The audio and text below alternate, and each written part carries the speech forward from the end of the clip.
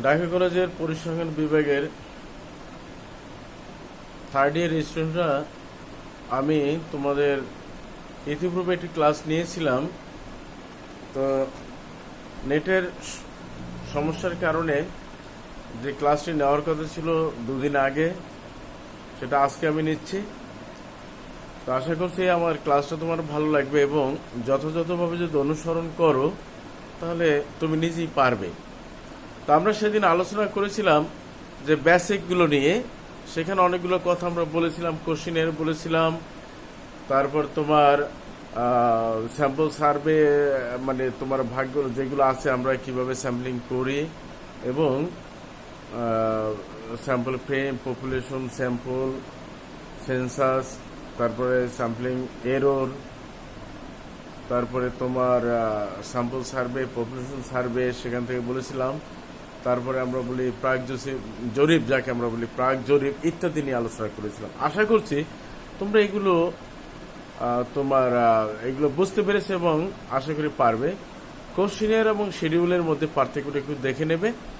আর আমরা একটি গবেষণা কার্য সম্পাদনের জন্য কি কি ধাপগুলো আমাদের নিতে হয়, আমরা কি কি ধাপগুলো করে অনুসরণ করতে হয়, এগুলো নিয়ে আমাদের একটু কথাবার্তা দেখবে যে কি কি আছে এখানে।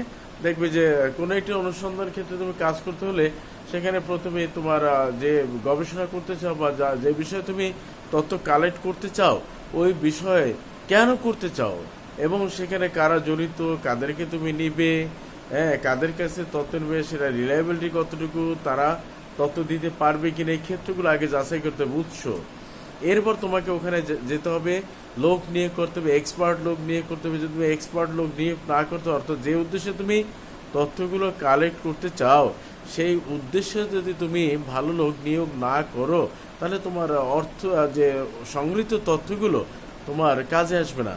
হয়তো দেখা যায় যে ম্যাথমেটিক তথ্যগুলো কালেক্ট করার কথা সেটা না করে উনি ওনার মন করে একটি তথ্য কালেক্ট করেছেন, ফলে এখানে তথ্যের বিভ্রাট হবে। তুমি যে বিষয়গুলো সামনে আনতে চেয়েছিলে বা যে বিষয়গুলো তুমি কাজ করতে চেয়েছিলে সেই কাজের সাথে ওই তথ্যগুলো কোনো ম্যাচ করে না, ফলে তোমার গবেষণায় ব্যর্থ হবে এবং এই তথ্যের যে পেছনে যে আমাদের খরচগুলো বা শ্রমগুলো এবং সময়গুলো যে আমরা ব্যয় করেছি সেটা কোনো কাজে আসবে না। সুতরাং এই বিষয়গুলো, এই ধাপগুলো আমাদের অনুসরণ করতে হবে। তুমি তথ্য কালেক্ট করার সময় মনে রাখতে হবে যে লোক বল তোমাকে ভালো এক্সপার্ট লোক নিয়ে করতে হবে এবং সময় দিয়ে এই কাজগুলো সম্পাদন করতে হবে। একটা কোশ্চেনিয়ার তৈরি করতে হবে। ওই কোশ্চেনিয়ারের মধ্যে তোমার সমস্ত জিনিসগুলো থাকতে হবে, যে বিষয়গুলো তুমি জানতে চাও বা যে বিষয়গুলো তুমি কালেক্ট করতে চাও তোমার বিষয়ের সাথে সম্পৃক্ত নয় এমন কোনো যেন বিষয় কোশ্চেনিয়ারের মধ্যে না থাকে। তারপর তুমি ম্যাথমেটিক্যাল ক্যালকুলেশন করতে পারো। অহেতুক যে তথ্যগুলো অবাঞ্ছিত হয়ে এসেছে বা অপ্রত্যাশিতভাবে এসেছে সেগুলো তুমি বাদ দিতে পারো ইত্যাদি। তো আজকে আমরা মূল কাজে চলে যাই। আমরা আজকে পড়াবো SRS, সিম্পল র্যান্ডম স্যাম্পলিং। তো সিম্পল র্যান্ডম স্যাম্পলিং হলো যে স্যাম্পলিং এর মাধ্যমে আমরা একটা পদ্ধতি, SRS একটি পদ্ধতি, যে পদ্ধতির মাধ্যমে তুমি সমগ্র থেকে নমুনা নিতে চাও এবং এখানে প্রত্যেকটা মান নমুনায় অন্তর্ভুক্ত হওয়ার সম্ভাবনাই সমান থাকে। যেমন 1 থেকে 100 একটা মান আছে, তোমাদের কাছে 100 জন ছাত্র আছে, সেই 100 জন ছাত্রের মধ্যে 1 থেকে 100 নাম্বারিং করতে পারে। এখন এখান থেকে তুমি কজন নেবে, 20 জন বা 10 জন এখান থেকে নিতে চাও। এখানে কিন্তু 99 নম্বর যে সে আসার সুযোগ যেমন 1 নম্বর আসার সুযোগও তেমন, 20 নম্বর আসার সুযোগও তেমন, অর্থাৎ প্রত্যেকটা মান আসার সম্ভাবনা সমান, অর্থাৎ there equal chance to collect বা টেক এজ এ স্যাম্পল। এখন তুমি প্রত্যেকটা the equal probability to take as a sample, তুমি স্যাম্পল হিসেবে যে তুমি নিতেছো তাদের প্রত্যেকটার ইকুয়াল সম্ভাবনা থাকবে। এটিকে আমরা সিম্পল র্যান্ডম স্যাম্পলিং বলেছি। এবং এই সিম্পল র্যান্ডম স্যাম্পলিং মাধ্যমে যে আমরা তথ্যগুলো নিব, সেখানে আমরা দুইটা মেথডের কথা বলেছিলাম। একটাকে বলেছিলাম আমরা লটারি পদ্ধতি, আর একটাকে বলেছিলাম আমরা র্যান্ডম নাম্বার টেবল পদ্ধতি। লটারি পদ্ধতি জানো তুমি, if you collect the height of the student, if you want to know the height of the students of your class, then you collect the sample. The population size is, if let your population size is 100, then you take to sample size of 10. অর্থাৎ তুমি 100 নম্বরে একটা population size আছে, তোমাদের ক্লাসের সাইজটাই ধরো 100 জন আছে, ওখান থেকে তুমি 10 জন নিতে চাও এবং তুমি জানতে চেয়েছো যে এই ক্লাসের ছাত্রদের হাইট কেমন, অথবা তুমি জানতে চাও এই ক্লাসের ছাত্রদের মেধা কেমন, অথবা তুমি জানতে চাও যে এই ক্লাসের যে ছাত্ররা তারা মাসে কত টাকা খরচ করে, অথবা তুমি জানতে চাও তারা পিতামাতার কাছে কত টাকা প্রত্যেক মাসে আসে, অথবা তুমি জানতে চাও তোমার পিতামাতা থেকে এরা যে টাকাটা আনে তার পিতামাতা মাসে কত টাকা ইনকাম করে, ইত্যাদি ইত্যাদি ইত্যাদি। তাহলে এই বিষয়ের সাথে তুমি যদি যে বিষয়গুলো জড়িত সেগুলো তুমি কালেক্ট করো। এখন তোমার কথা হলো তুমি কি 100 জন নিয়ে কাজ করবে না ওই 10 জন নিয়ে কাজ করবে? প্রতিনিধিত্বকারীর মানের মাধ্যমে representative part of the population, এটার উপরে ভিত্তি করে তুমি কাজ করবে। এটা তোমার ডিপেন্ড করবে তোমার উপরে, তোমার আর্থিক সঙ্গতি, তোমার সময়, তোমার শ্রম দেওয়ার মতো সামর্থ্য আছে কিনা ইত্যাদির উপরে। এখন ধরো তুমি এখান থেকে তুমি 10 জন নিতে চাও, এই 10 জনের মাধ্যমে তুমি 100 জনকে বোঝাতে চাও, তাহলে ওই 10 জন কারা? ওই 10 জনের স্যাম্পল, হ্যাঁ, আর ওই 100 জন কারা? দে are the population.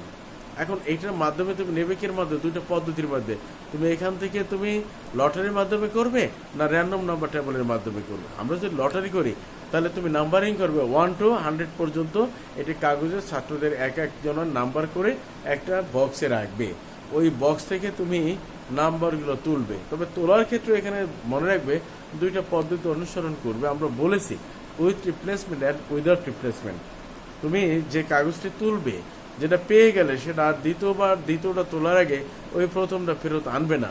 This is the without replacement, ফেরত দিবে না। তো দ্বিতীয়টা যখন নিবে তখন প্রথমটা আর ফেরত দিবে না। এভাবে কন্টিনিউয়াসলি তুমি তোমার উদ্দেশ্য হলো 10 জন নেওয়া, এই 10 জন নিলে কিন্তু কোনোটাই তুমি 10টা নিয়েছো সেটা আর ফেরত দিলে না, without replacement.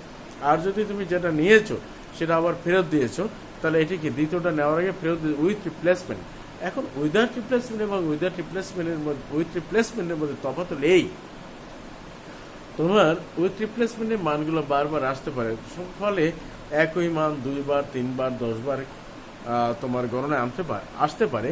But without replacement একই মান বারবার আসার সুযোগ নেই, ফলে এই তথ্য নিয়ে মানুষের মধ্যে কোনো অবিশ্বাসের জন্ম হবে না।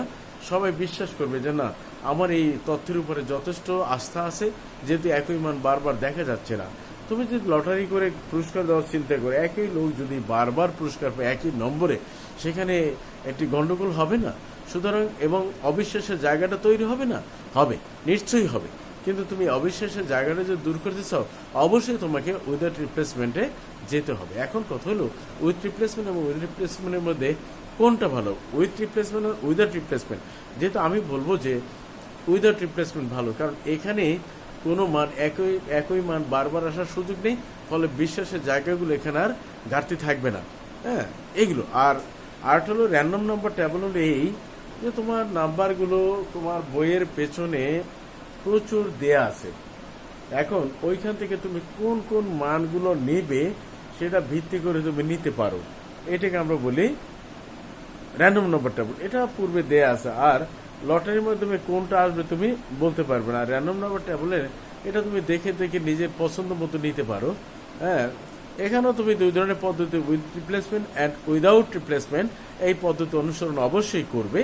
কেননা একই মান তুমি বারবার নেওয়ার চেষ্টা করবে না, because you are students of statistics, so you have to know the enough মানে কি বলে enough experience how to collect data, how to manage data, how to represent data, how to analysis ইত্যাদি তোমার জানা আছে। সুতরাং অ্যানালাইসিসের ক্ষেত্রে যখন আসবে তুমি কোন ফাইন্ডিংসটা তুমি পেতে চাও, কোন মানটা তুমি পেতে চাও, কাদেরকে নিয়ে কাজ করতে চাও, তুমি যেমন ভালো বুঝবে, এটা অন্য সাবজেক্টের ছেলে মেয়েরাও এটা বোঝার কথা নয়।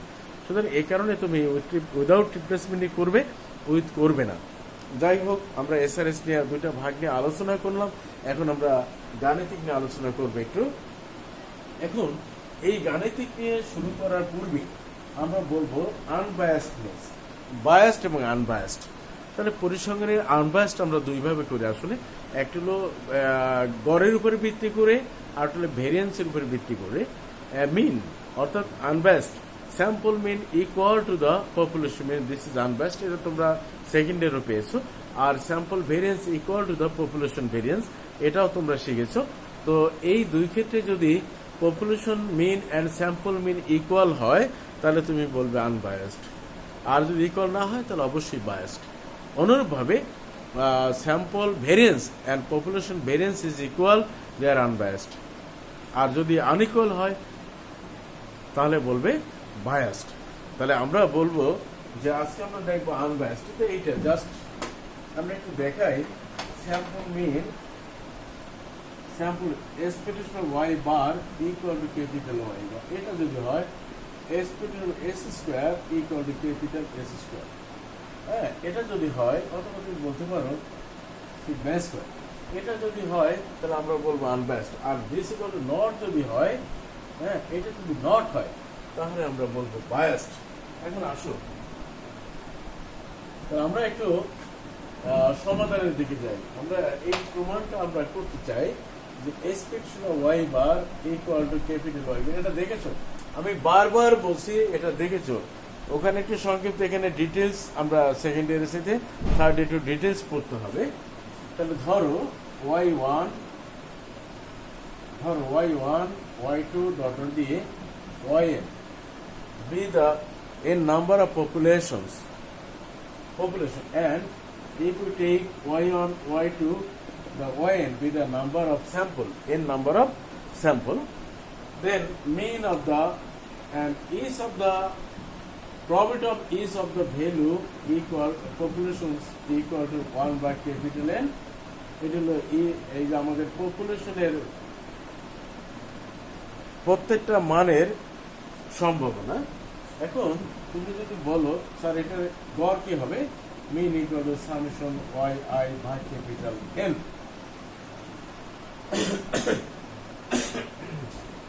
এখন দেখো দিস ইকুয়াল, আমরা যদি এখন এখান থেকে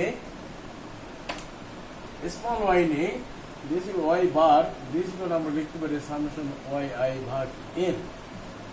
আমরা এখন এক্সপেকটেশন নিব Y bar, this equal to 1 by n summation I এর মানে 1 to n expectation of Y I, this equal to 1 by n I এর মানে 1 to n expectation Y by Y I equal to summation Y I ভাগ n, তাই না? এখন এটাকে যদি আমরা এখান থেকে একটু কাজ করি, 1 বাই n সামেশন আই এর মানে 1 টু n, এটাকে আমরা যদি এক্সপোনেন্ট সূত্র নেই, এক্সপোনেন্ট সূত্র কি সামেশন অফ ওয়াই আই ভাগ capital, sorry sum of Y I into probability of Y I. এই কারণ আমরা এখানে বলি নমুনার প্রতিটি মান সমগ্রের প্রতিটি মানের সমান হতে পারে। আচ্ছা যাই হোক, 1 বাই n আই এর মান 1 to n, this equal to summation of Y I into 1 by capital N. এখন এখান থেকে আমরা করতে পারি 1 বাই n আই এর মান 1 টু n, এখানে আমরা লিখতে y bar summation y by n equal to y bar, this equal to এইখানে আমরা লিখতে পারি n by n capital N, sum into ধ্রুবক ইকুয়াল টু সামের মোট মান ইনটু ধ্রুবক, n কাটা যায়, this equal to y bar. আমরা দেখতে পাচ্ছি expectation of Y bar equal to the capital bar. তাহলে যেহেতু expectation y bar equal to capital Y bar, তাহলে কি স্যাম্পল মিন এক্সপেকটেশন ওয়াই বার আর ওয়াই বার হলো ক্যাপিটাল ওয়াই বার, এটা হলো পপুলেশন মিন।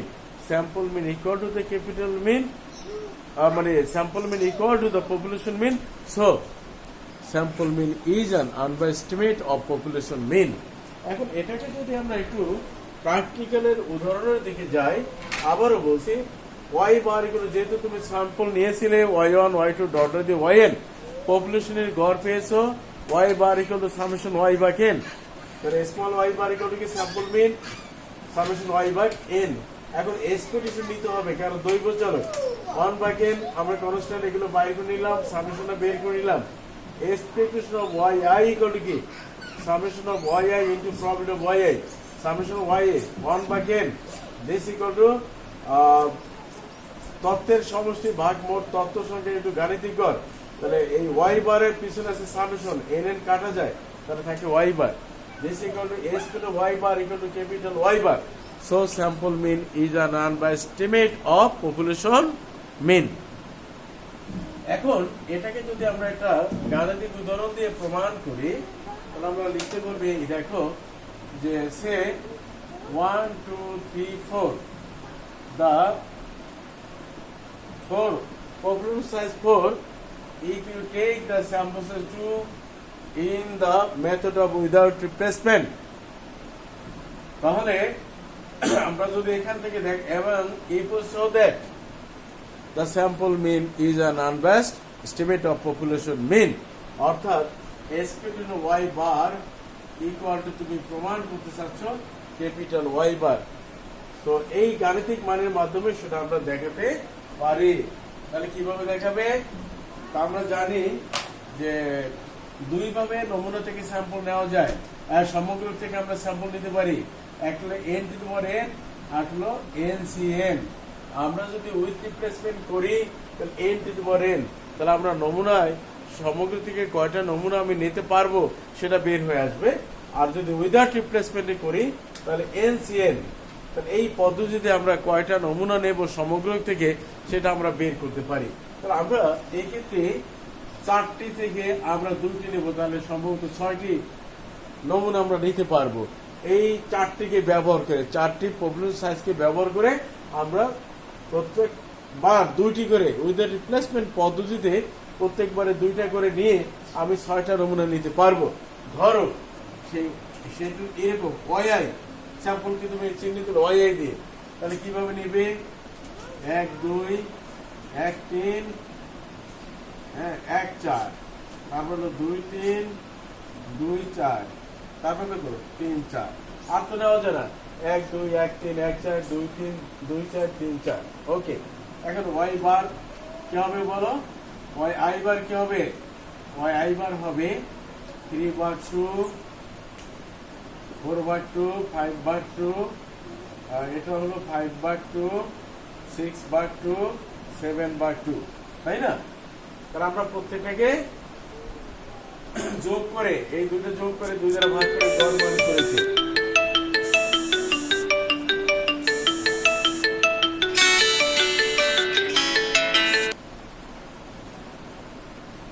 গড় মান করেছি এখন প্রবলেম অফ ওয়াই বা রেকর্ড কি আসবে 1/6 1/6 1/6 1/6 1/6 1/6 প্রত্যেকটা মানের সম্ভাবনা আমরা পেয়ে গেলাম এখন আমরা করব expectation of y bar equal to summation of y bar into probability of y bar this equal আমরা এখানে যদি আমরা ভেঙে দেই তাহলে 3 বার 2 into 1/6 plus 4 বার 2 into 1/6 plus 5 বার 2 into 1/6 plus তারপর 5 বার 2 into 1/6 plus তারপর 6 বার 2 into 1/6 plus 7 বার 2 into 1/6 plus তাহলে 6 গুণে 12 আমাদের কমন যা থাকে 3 যোগ 4 যোগ 5 যোগ 5 যোগ 6 যোগ 7 এখান থেকে আমরা করতে পারি 7 আছে 13 plus 18 plus 23 আছে 27 আছে 30 ইকুয়াল ভাগ 12 ইকুয়াল টু 12 গুণে 24 5 গুণে 60 2.5 তাই না আমাদের স্যাম্পল মিন চলে আসলো এখন আমাদের পপুলেশন মিন কত হবে বলো y বার ইকুয়াল টু হলো 1 যোগ 2 যোগ 3 যোগ 4 ভাগ হলো 4 4 3 7 2 9 10 this is equal to 2.5 so আমরা দেখতে পাচ্ছি expression y bar equal to the capital Y bar equal to 2.5 so sample mean is an unbiased estimate of population mean এখান থেকে যদি তোমাকে ভেদাঙ্ক বের করতে বলে যে তুমি দেখাও variance of y bar equal to n minus n ভাগ n s স্কয়ার ভাগ n এখন তুমি জানো n মানে 4 নিয়েছি দুইটা 4 এখন আমরা n কত 2 s স্কয়ার আমরা জানি না s স্কয়ারের সূত্র কি বলো s স্কয়ারের সূত্র হলো summation yi minus y bar whole square ভাগ n মাইনাস 1 দিস ইকুয়াল কত বলো y1 minus y bar square y2 minus y bar whole square y3 minus y bar whole square y4 minus y bar square ভাগ কত 4 minus 1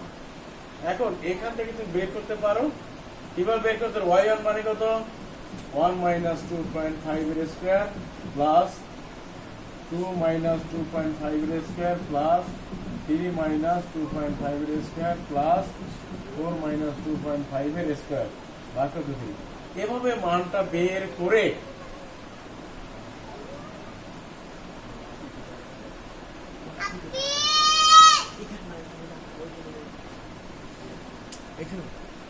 তো এখান থেকে S স্কয়ারের মানটা বের করে এখানে বসিয়ে দিয়ে তুমি বেদাঙ্কের মানটা পেয়ে যেতে পারো। তো এর একেবারে সিম্পল হিসাব। আর তোমাকে যদি এভাবে বলে যে তুমি এই মানটা এভাবে বের করো y bar equal to S P two y bar minus S P two y bar এর বলে তা তুমি পারবে, কারণ তুমি এটাকে S P two y bar equal to তুমি পেয়েছো, তারপর ওয়াই বারটা সামেশন ওয়াই বার কে এন করে করে তুমি এটা যদি করো তাহলে তুমি পারবে। তো যাই হোক,